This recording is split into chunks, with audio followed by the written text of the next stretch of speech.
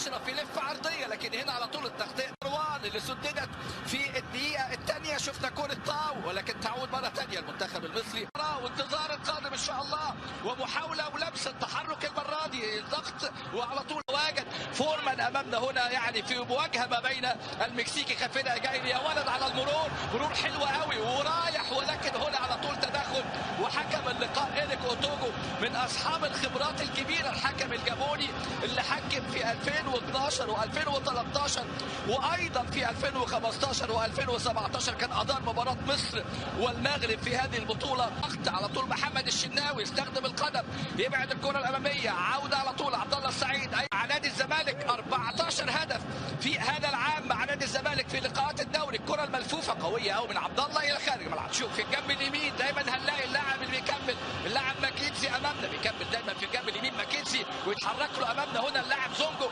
اللاعب اللي كان شارك اساسيا امام ناميبيا وامام فريق المنتخب المغربي واللي سجل هدف الفوز وهدف التاهل اللي وصلهم كاحد التوالد دور 16 الدور ثمن النهائي لهذه البطوله اللي انطلقت 21 يونيو وتنتهي ان شاء الله يوم 19 لما مصر نظمت البطوله في السنوات السابقه. هذا التحرك على طول تغطيه دفاعيه ممتازه الحقيقه من طارق حامد، ولكن هنا في تدخل وسقوط طارق حامد. وادي امامنا اللاعب موتيبا اللي بيلعب في نادي ستراسبورج. سلامات لطارق حامد، واحد من اهم اللاعبين في وسط الملعب. طارق حامد امامنا هنا في هذه اللقطه ويبدو عنده اصابه عضليه في البطن امامنا، وشوف المجهود الكبير. ادي امامنا التغطيه اللي مكمل امامنا التسديده طارق حامد قويه كوره. ادي امامنا المنتخب المصري بشكل مغاير حتى الان. محمد صلاح السرعه مطلوبه، تحرك حلو قوي في اللقطه الماضيه من جانب اللاعب المميز جدا اللاعب تريزيجيه، لكن راحت الكره يعني اللاعب اللي بيحمل امامنا اللاعب إيلانتي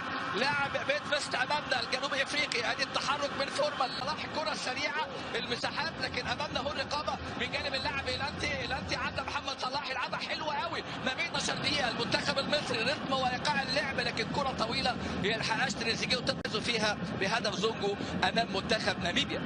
كرة العالية على طول. ادي الصراع موتيبا في اتجاه تريزيجيه، تحرك حلو قوي من جانب تريزيجيه ويلعب الكره العرضيه، لكن المساحه حلوه امام منتخب نيجيريا اللي هيلتقي معاه المنتخب المصري في حال فوزه. ادي على طول لورش اللي دخل النهارده اساسيا لاول مره، محاوله من جانب اللاعب موكونجو، لكن الكثافه والتكدس والفاول في منطقه خطره جدا لصالح المنتخب الجنوب افريقي. فاول في هذه الكره، هذه اللقطه. ادي امامنا فاول على عبد الله السعيد في اللقطه الماضيه مع الاهداف. طاو الخطير هو اللي بيسدد، وكان سدد وتصدى ليها محمد الشناوي.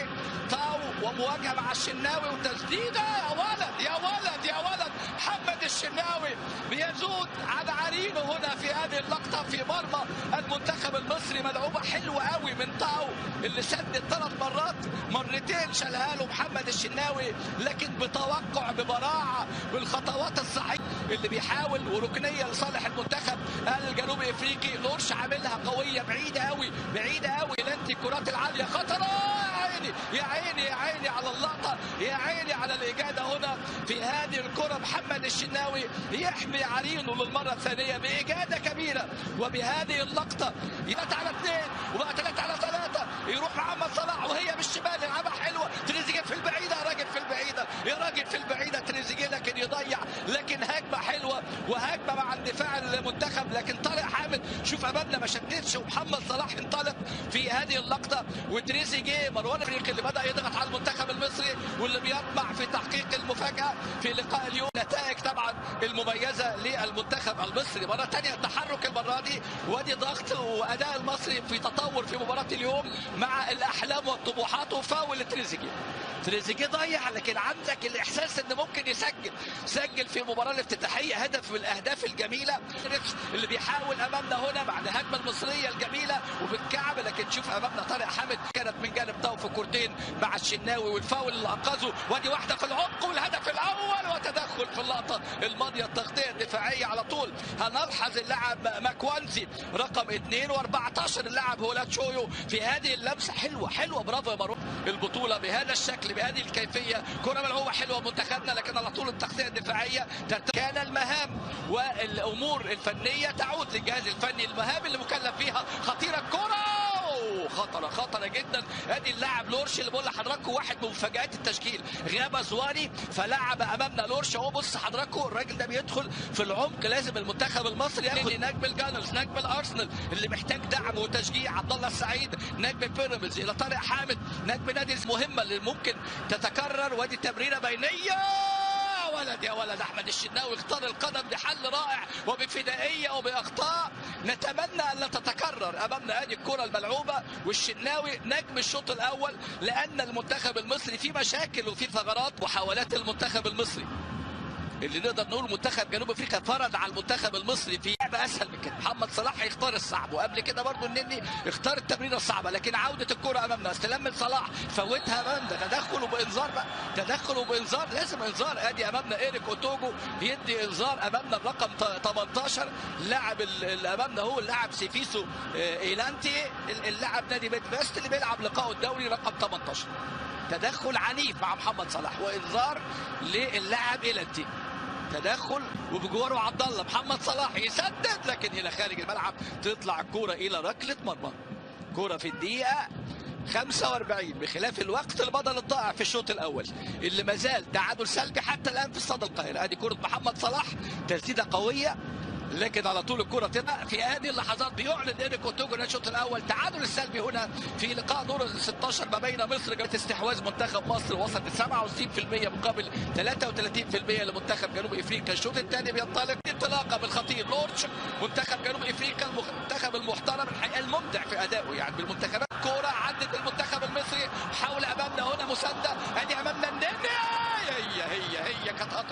هي كانت هتروح سجل في نهائي 2017 في مرمى الكاميرون، ولكن اول كره واول مسانده واول ظهور للنني. لكن بص شوف تريزيجيه المرور والتعديه واللمسه امامنا هنا والتحرك المره دي من جانب اللاعب ايلانتي خطيره لكن يطلع. لكن في التأهل والتسجيل. ادي انطلاق احمد المحمدي يلعب بالجنب اليمين، الكره العاليه لكن امامنا عدت من تريزيجيه ما بعد هيكتور كوبر الارجنتيني اللي فوز باكستان طبعا في هذه الفتره مع محمد. هنلحظ المحمدي هو اللي بيكمل، عبد الله السعيد المايسترو اللي منتظر الكره الاماميه لكن مميز قوي في اللقاء.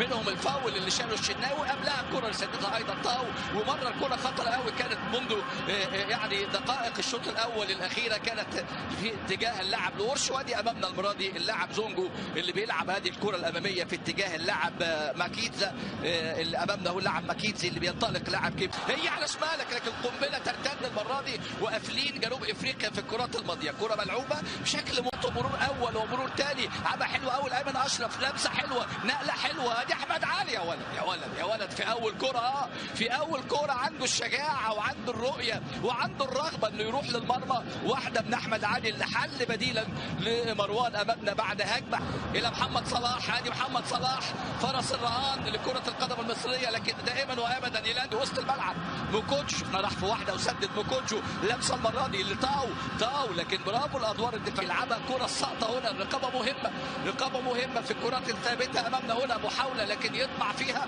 منتخب الجنوب افريقي، طبع في المنتخب المصري الشوط الاول لكن عاد في الشوط الثاني مع ضغط المصري مع كرات تسديده النني اللي الحقيقه يعني كانت مميزه. كره المحمدي العرضيه من خلال التفاصيل الصغيره في مثل هذه المباريات طبعا الكبيره اللي بتصنع تاريخ. رضوان ومدحت عبد الهادي وسمير كمونه والسقا وعماره واحمد حسن وهاني رمزي وطارق مصطفى. وادي الضغط هنا والخطا الدفاعي والركنيه الثانيه في اللقاء لصالح المنتخب الوطني في هذه الكره. وهذا يلتقي معاهم برضه اسامه نبيه طبعا والكابتن حازم امام وحسام حسن وعبد الستار صبري، مجموعه اللي فازوا بهدفين. سجل احمد حسن وسجل طارق مصطفى بثلاث ركنيات في اللقاء لجنوب افريقيا، 2 للمنتخب الوطني المصري. الكره العاليه لكن التغطيه الدفاعيه المره دي ترجع محمد صلاح. مين اللي كمل؟ فين اللي مكمل؟ لكن اتعملت حلوه لصلاح لكن التغطيه المره دي بقى ايه الحقيقه ايه بين المنتخب الجنوب افريقي في التصنيف العالمي. ادي مبنى على طول كره اماميه سرعه محمد صلاح والشغل اللي احنا عايزينه بدا افريقي اللي تراجع في الشوط الثاني باستثناء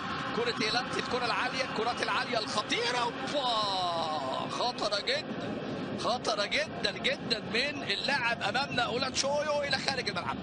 بص الكره دي بيبحثوا عنها اولاد شويو، 4 اهداف اولاد شويو كاس العالم للشباب اللي كان في مصر وخرجوا دور 16 0-1. صلاح يثبت ايلانتي لكن ايلانتي اللياقه والقوه احد مصادر القوه. ونصل الى ركلات الترجيح. ادي امامنا كره في ظهر المدافع تريزيجيه، لم ودخل وفات، ولكن المره دي غطى ولاد شويو. امامنا لسه بنحكي عن ضعف ولاد شويو، لكن غطى بشكل مميز. بص امامنا تريزيجيه حطها لنفسه حلو قوي، لكن مش قدامه فورمان تيدي قابل وصلاح وايلانتي، صلاح وايلانتي، ايلانتي وصلاح، لكن فاول. عمرو ورده انطلق يلعب الكره العرضيه، لكن ويليامز دايما الكرات سهله في ايد ويليامز. المنتخب المصري يكون حذر في هذه الكرات، زياده عدديه، وادي الملعب فاضي، وادي امامنا انطلاقه خطره جدا. اللاعب لورتش يسجل، لورتش امامنا هنا في لقطه دراماتيكيه في هذه الكره في الدقيقه 85. لورتش ينفرد امامنا هنا، غامر خفير إيجايري، اخرج النني. يا ريتك ما كنت عملت التبديل ده، لكن امامنا هنا هي دي كره القدم،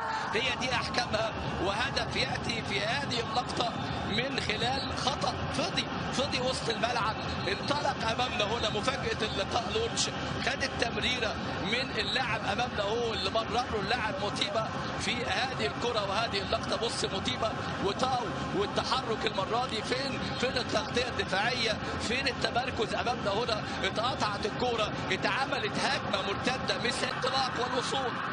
تريزيجيه البحث عن ايمن اشرف، لكن على طول محمد صلاح